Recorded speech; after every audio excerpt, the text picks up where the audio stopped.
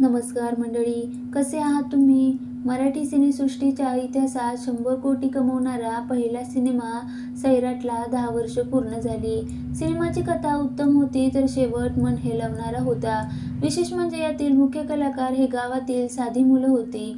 आर्ची म्हणजे रिंकू राजगुरू तर तेव्हा फक्त 7वीत होती. तर आकाश, अरबाज, तानाजी ही मुलं साध्या गावातली होती. या सिनेमाने त्यांना रातोरात स्टार बनवलं.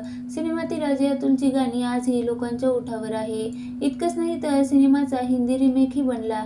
करण जोहरने धडक असं सिनेमाचं नाव ठेवलं. यावर्षी त्याने धडक 2 ही काढला.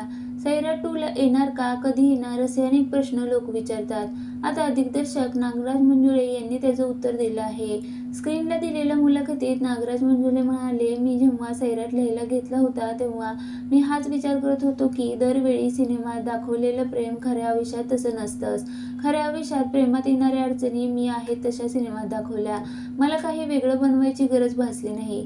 प्रेमात कायम हॅपी एंडिंग नसतं. जे खरोखर घडतं ते मला सिनेमात दाखवायचं होतं. त्यामुळे मला त्यात फार काही कष्ट घ्यावे लागले नाहीत. ते पुढे म्हणाले, सैराटचा हिंदी रिमेक होईल याचा मी विचार केला नव्हता. सिनेमा बनवताना तसा कधी विचार मनात आला नाही.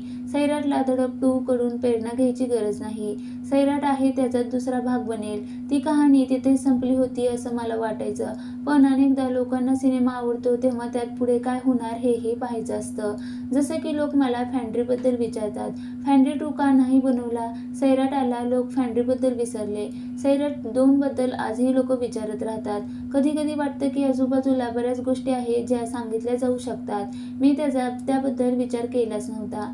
नागराज मंजुळेंनी नुकतीच मटका किंग सिरीज प्रदर्शित झाली. विजय वर्माने सिरीजमधून सर्वांचं लक्ष वेधून घेतलं.